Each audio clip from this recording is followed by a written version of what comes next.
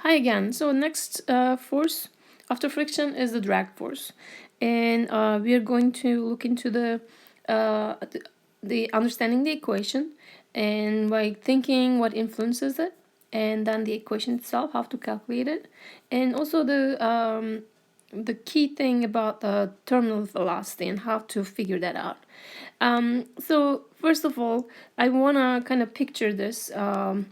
As like a compared with the free fall. Okay, so you have a ball or some object that you're just releasing from your hand at some certain height from the ground, as you can see it on the picture. Initially you're keeping it at rest. Okay, so when it is at rest, what force is acting on it? Let's just think about that first. So we have the weight force, right? And the weight force does not change, it is always there. So I'm gonna put the weight force not changing on in any of the cases. It's the same weight force. Initially, what about the drag force? It is at rest. That means velocity is zero, right?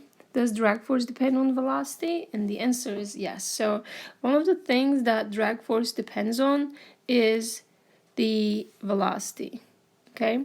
And the other thing is the shape and also the area and the fluid. So the shape of the object, if it's a sphere, and then the area becomes the shadow area or frontal area, that means it's really not the area of the sphere but area of a circle, as we've done an example before.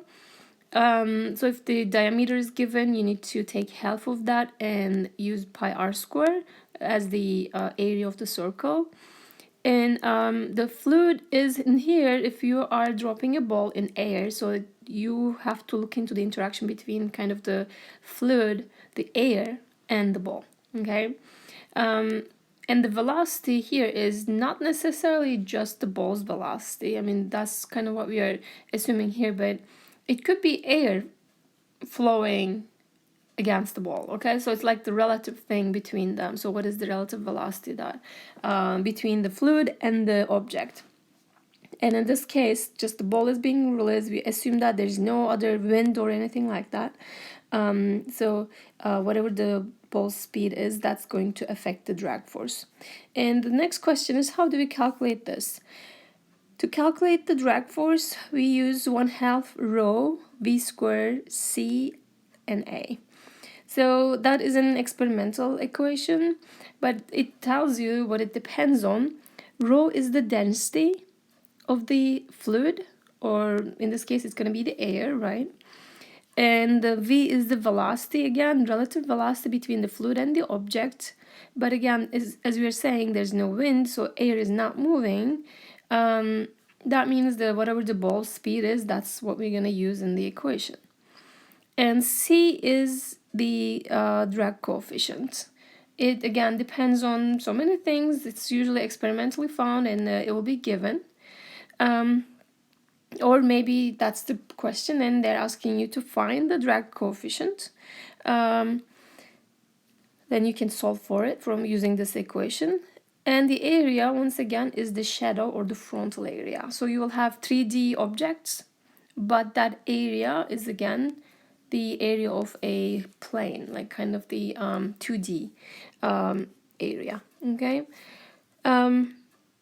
So if you think about this equation now and kind of go back to our free body diagram, it's not just the weight force we have, right? We will have also drag force because it's going to speed up. So in the first case, when it's at rest, there's no drag force because there's the speed is zero. So drag is zero as well. But when it picks up some speed when it's falling down, it is going to create a little bit of a drag force, right?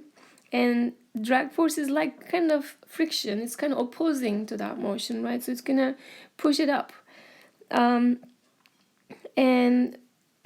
when the object is going down, it's again going to pick up more speed. So it's going to get even more, so a little bigger than what we had before.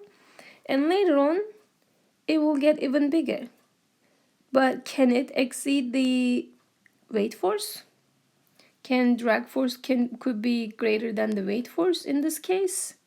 No, unless there's like a wind or something. Okay, and we assume there's no wind. And in this case, it cannot exceed the wind force. So at some point, drag force is going to be equal to the wind force. So this is not going to be the case. No wind. Again, that's the assumption we are making. And when do we have, what does that mean? Like drag force being equal to the weight force? That is related to the terminal velocity. It occurs when these two are equal to each other. For this example, it could be different examples. And it could be sometimes the component of the weight force. Maybe the object is not free, kind of like released from a certain height, and this is not a free fall. I kind of want to avoid using that word because there's drag force. So acceleration is definitely not A, right? But it could be also going down the incline, as we had clicker questions.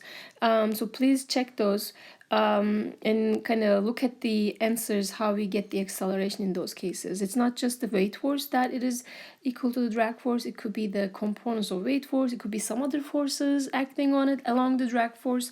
So you need to find what it is equal to get the terminal velocity.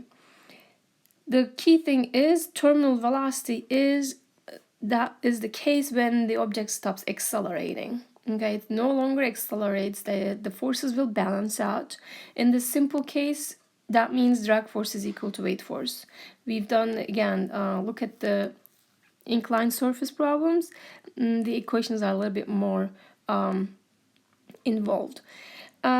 So in this case, what is the acceleration then? How do we estimate? Kind of think about the what you should get. What is the acceleration of the object? Is it still accelerating downward?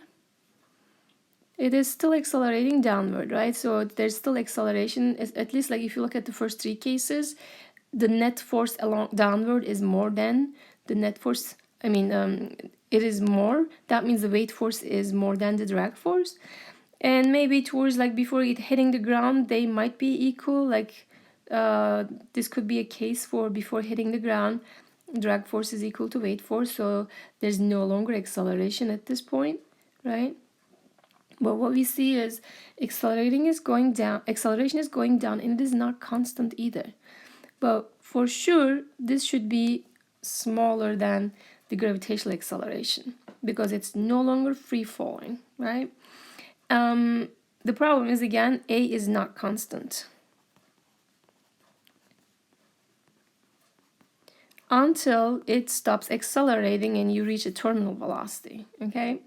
So A is not constant means you cannot use your constant acceleration motion equations if you're solving for time or I don't know, position or velocity or something.